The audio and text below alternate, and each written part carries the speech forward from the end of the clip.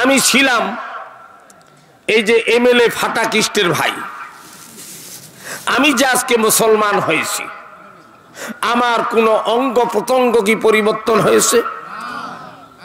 তাহলে পরিবর্তন হয়েছে একটা। আগে আমি মন্দিরে মন্দিরে বলতাম অখণ্ড মণ্ডলাকার ব্যক্তজন চরাচর তব চরণং সেবনং মম তুলসী পুষ্পণং গঙ্গা জলং তব স্বর্গবর্ষণং নমস্তে নমো নমঃ। আর এখন মুসলমান হয়ে বলি ইন্নী ওয়াজজাহতু ওয়াজহিয়া লিল্লাযী ফাতারাস সামাওয়াতি ওয়াল আরদ। যেই আল্লাহ আদিতে ছিল ওই আল্লাহ এখনো আছে না নাই? কাজে ওই আল্লাহর ইবাদত করব না করব কার? যেই ভগবান স্ত্রীকে চুরি করে নিয়ে যায় লঙ্কা রাবণ, ভগবান কিছুই বলতে পারে না। ছোট্ট ভাই লক্ষণকে ধরে, লক্ষণ বলে আমিও তো জানি না। যতই নামে একটা পাখি প্রমাণ করলো হ্যাঁ আমি বলতে পারি যে আপনার স্ত্রী নিয়ে গেছে লঙ্কাপুরী। রাবণ যাবো কেমনে?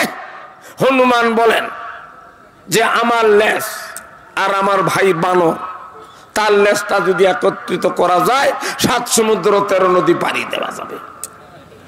আমি আমার দাদা ঠাকুরকে বলেছিলাম, কোন হিন্দু ভাইকে বলার জন্য আমি আসি নাই, যে দাদা ঠাকুর বানরের একটা লেজ আর হনুমানের লেজ কতই বড় লম্বা। 7 সমুদ্র 13 নদী জুড়ে যদি 2টা লেজে একটা ব্রিজ হয়, তাহলে আপনাদের আমাদের ভারতে বিশ্ববিখ্যাত হলো হাওড়া ব্রিজ। এরপরে কত কোটি কোটি হাজার হাজার ব্রিজ আছে। আপনাদের বাংলাদেশের শ্রেষ্ঠ ব্রিজ হলো যমুনা ব্রিজ। এরপরে কত ব্রিজ আছে না নাই? পদ্মা ব্রিজ নির্মাণিত হচ্ছে। সে এলাকায় আমি সভাতে গেছিলাম। কথাটা ঠিক না ঠিক না ভুল বলতেছি? তাহলে এই ব্রিজগুলো এত কোটি কোটি টাকা খরচা করে দেওয়ার কি দরকার ছিল? ওই জঙ্গল থেকে কয়েকটা বানরের লেজ লিখে দিলে তো হতো। এবার লক্ষণকে লেগে গেল বান। বিশল্য করুন না হলে লক্ষণ বাঁচে না। কোথায় পাওয়া যাবে?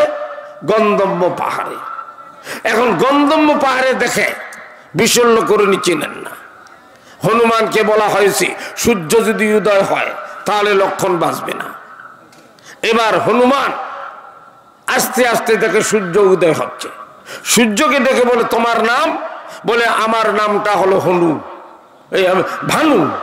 হনুমান বলে আমার নাম তো ভানু হনু। আসো আসো একটু মিতা আলাপ করি। যখনই সূর্য আসছে খপ করে ধরে কানের মধ্যে রাখছে। এটা কি একটা কথা হলো? পৃথিবী বড় না সূর্য বড়? কত বড়? যে পৃথিবীর থেকে সূর্য হলো 13 লক্ষ গুণ বড়, 9 কোটি 30 লক্ষ মাইল আছে দূরে। ওই সূর্যটাকে যদি হনুমানের হাতে ধরে তো হনুমানের হাতটা ছিল কত কোটি মাইল লম্বা।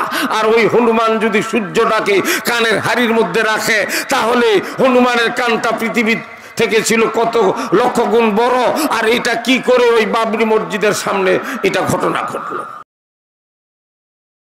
এবার খাদিজা কেঁদে কেঁদে আল্লাহর হাবিবের উরুর মধ্যে সটাম দেহে, উরুতে মাথা দিয়ে সটাম দেহে ফোপায় ফোপায় কাঁদতেছে। আল্লাহর নবী মাথায় হাত বুলাচ্ছে আর চোখের পানি ছাড়তেছে। এই জন্য মহিলাদের 5টা জায়গায় আঘাত করলে স্বামীর হবে কবিরা গুনাহ। 1 নম্বরে মাথার চুল ধরে স্ত্রীকে পিটা যাবে না, কারণ মাথার চুলটা হলো স্বামীর জন্য আদর। বলেন না সুবহানাল্লাহ। দ্বিতীয়তে মুখমণ্ডলে আঘাত করা যাবে না। তৃতীয়তে বুকের মধ্যে আঘাত করা যাবে না। চতুর্থতে পিঠে আঘাত করা যাবে না। পঞ্চমে গুপ্ত অঙ্গে আঘাত করা যাবে না। এই 5টা অঙ্গ হলো স্বামীর জন্য আদরের জিনিস, মহব্বতের জিনিস। চিল্লায় বল আল্লাহু আকবার। তাহলে বলবেন হুজুর তাহলে কি স্ত্রীকে মারবো না? মারবেন, কিন্তু লাঠিটা হবে একটা কম, আধার। এতটুকু লাঠি আদরের সহিত তাকে ভয় দেখাতে হবে। ওই 2-3 হাত লাঠি নিয়ে চুল ধরে বিভিন্ন পর্যায়ে যদি আঘাত করা হয়, স্বামীর এটা কবিরা গুনাহ হয়ে যাবে। এখন অনেকেই বলবেন, হুজুর বুদ্ধি তো ভালোই দিলেন, কারণ আধাত লাঠি সমানে করব কি, একেবারে এই করব, সুশীলা করব, করে শুধু ঘুতাবো সমানে, তাও কি হবে না? না, এরকম আঘাত দেওয়ার জন্য আল্লাহর নবী আদেশ করে নাই। আল্লাহর নবী বলেছে, তোমাদের স্ত্রী হলো তোমাদের জান্নাতের সাক্ষী। বলেন না সুবহানাল্লাহ। যে স্ত্রী স্বামীর পক্ষে ভালো বলবে না, ওই পুরুষ হজ করেও মক্কা মদিনা যদি মাথায় করে কবরে যায়, স্ত্রী যতক্ষণ ভালো বলে সাক্ষী দিবে না, ততক্ষণ পর্যন্ত ওই স্বামী জান্নাতে প্রবেশ করতে পারবে না। কি সুবহানাল্লাহ বললেন না? যে বললেন, হুজুর শুধু আমাদের স্ত্রীদের পক্ষে আপনি বললেন, আমাদের পক্ষে তো কিছু আছে, মহিলাদেরও খাদিজার মতো জীবন যাপন করতে হবে। হাদিসে ইবারতে পাওয়া যায়, আল্লাহর নবী একদিন কালেমার দাওয়াত নিয়ে বের হয়ে যায়। 3 দিন পরে বাড়িতে ফিরে দরজাতে নক করার সঙ্গে সঙ্গে খাদিজা সালাম দিয়ে দরজা খুলে আল্লাহর নবীকে আলিঙ্গন করে ওযু করাইয়া নিজের চুল দ্বারা তার পা মোবারক মুছিয়ে দেয়। খাদিজার মুখে মাকড়াসার জাল পড়েছে। আল্লাহর নবী বলে, খাদিজা তুমি কি ঘুমাও নাই? তোমার এই অবস্থা কেন? খাদিজা বলে, প্রাণের স্বামী আপনি হলেন আল্লাহর নবী, আল্লাহর কালেমা নিয়ে আপনি জনগণকে দাওয়াত দিবেন, আঘাত প্রতিঘাত গ্রহণ করে আবু জাহেলের কাছ থেকে নির্যাতন নিয়ে সহ্য করে আসবেন। আমি যদি আপনার স্ত্রী ঘুমাই, কাল কিয়ামতে হাসরের দিনে যদি আল্লাহ আমাকে জবাবদিহি করে, আমি খাদিজা জবাব দিতে পারবো না। ওই খাদিজার ইন্তেকালের সময় ফোপায় ফোপায় কাঁদতেছে। আল্লাহর নবী মাথার চুলে আদর করতেছে আর বলতেছে, খাদিজা এই মৃত্যুর পূর্বে মানুষের ধনমালের কথা মনে হয়, তুমি যদি এই মুহূর্তে ধনমালের কথা মনে করো, হাসরের ময়দানে আমি নবীর কাছে যদি দাবি করো, এটা পূরণ করে দেওয়ার মতো ক্ষমতা আমার নাই। বিশ্বাস করো খাদিজা, এই কোটি কোটি টাকা একমাত্র আমি ইসলামের জন্য ব্যয় করেছি। খাদিজা বলে, প্রাণের স্বামী আপনি হলেন আমার প্রাণের স্বামী, আপনি হলেন আল্লাহর বন্ধু, আপনার হাতে আমার কোটি কোটি টাকা, আল্লাহকে যে ঋণ দিয়েছি, কর্জ দিয়েছি, এটা আমার জীবনের চরম পরম সান্ত্বনা। আমি কাঁদতেছি প্রাণের স্বামী। আবু জাহেল প্রতিবারে আপনার কাছে যখন আপনি দাওয়াত দিতে গিয়েছেন, প্রতিবারে তিনি আপনাকে নির্যাতন করে আঘাত করেছেন। আমি ঢাল হয়ে দাঁড়িয়ে গিয়েছি। আমি যদি মক্কার জমিনে ঘুমায়া যাই, বাকি জীবনটা আপনাকে পাহারা দিয়ে রাখবে কে?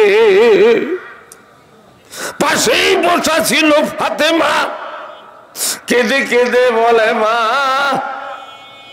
আপনি কোনো চিন্তা করবেন না, আপনার অবর্তমানে আপনার সুযোগ্যা কন্যা আমি আপনার দায়িত্ব পালন করে আমার এতিম আব্বার জন্য ঢাল হয়ে যাব।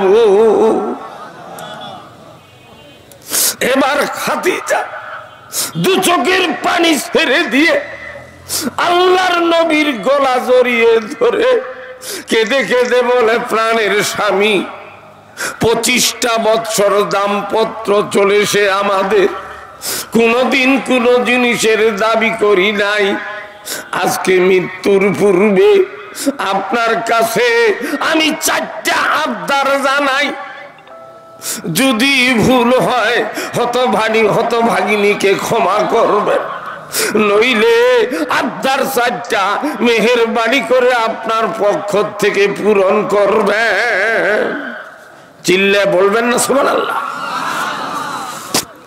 এখন এই 4টা আবদারের কথা বলবো কি বলবো না? বলবো, বলেন আলহামদুলিল্লাহ। 1 নাম্বার, খাদিজা বলেন, প্রাণের স্বামী, আমি যখন ইন্তেকাল করব আপনি নিজে হাতে আমাকে গোসল দিবেন। চিল্লা বলে সুবহানাল্লাহ। কোন স্বামী যদি দিনদার, পরেশগার, ইমানদার হয়, নিজের স্ত্রীর গোসল সে নিজে দিতে পারবে। চিল্লা বলে আল্লাহু আকবার। কিন্তু যারা ইসলাম বিদেশি, যারা দদিল বান্দা, এরকম ব্যক্তিরা পারবে না।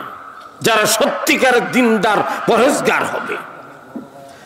দ্বিতীয়তে, প্রাণের স্বামী, আপনি দুনিয়ার কোন কাপড় দ্বারা আমাকে কাফন পরাবেন না।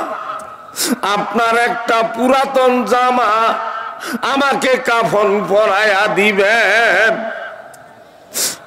চতুর্থতে, তৃতীয়তে, আমাকে যখন কবরে শোয়ানো হবে, শোয়ানের আগে কবরে নামাবার জন্য হতভাগিনীর কবরে আপনি আগে নিজে নামবেন।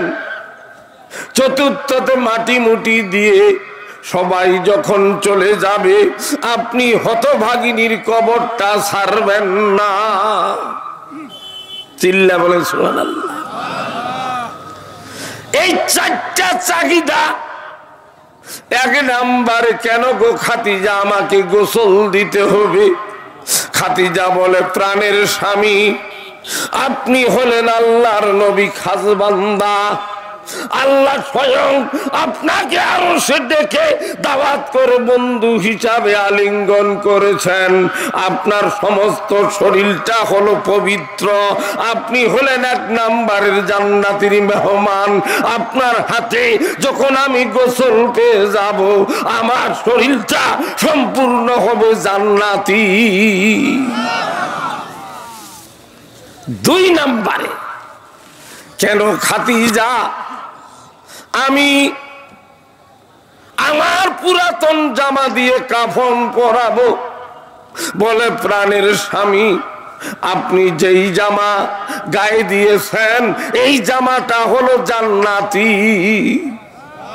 ওই জামা যখন আমার গায়ে থাকবে, কোন অপরাধী হিসাবে আল্লাহ যদি আমাকে দোজখে ফেলে, আপনার জামা যখন আমার কাফন থাকবে, জাহান্নামের আগুন আমার গায়ে ধরবে না। 3 নাম্বারে, কেন গো খাদিজা তোমার কবরে আমাকে আগে নামতে হবে? খাদিজা বলে, প্রাণের স্বামী, আমাকে নামাবার পূর্বে আপনি যখন আমার কবরে নামবেন, ওই কবরটাকে সঙ্গে সঙ্গে আল্লাহ বানায় দিবে জান্নাতের বাগান। কাজে ওই জান্নাতের বাগানে শুইতে আমি খাদিজা আর কোনো আপত্তি থাকবে না। 4র্থ নাম্বারে, আমি কেন খাদিজা তোমার কবর ছাড়ব না? প্রাণের স্বামী গো, কবরে গেলে 3টা সওয়াল হবে, জবাব দিতে হবে। 3টা সওয়ালের জবাব আমি যদি ঠিক মতো দিতে না পারি, আপনি তো সবই শুনবেন। হতভাগিনীর জন্য একটু ওই জবাবটা দেওয়ার জন্য সহযোগিতা করবেন, বলেন না সুবহানাল্লাহ। এই চারটা চাহিদা নিয়ে খাদিজা কবরে চলে গিয়েছে। আজকে দুনিয়ার মহিলাদের বাসরাত থেকে চাহিদা শুরু হয়, মৌতের আগ পর্যন্ত চাহিদা শেষ হয় না। কথাটা ঠিক না বেটি? তাই কবি বলেছেন, স্বামীর সুখে সুখী হবা, স্বামীর দুঃখে দুঃখী। স্বামীক বাজার করলে মাগো হবে জাহান্নামী। যত ধর্ম পূর্ণ করো, স্বামীক যদি বাজার করো, বেহুস্তেরও আশা ছাড়ো, দোজক তোমার ঠিকানা। এই দুনিয়া স্বামী বিনে আপন জন কেহ না। কুটিতেছ তরকারি, সোয়াবে যে হাতে ভারী।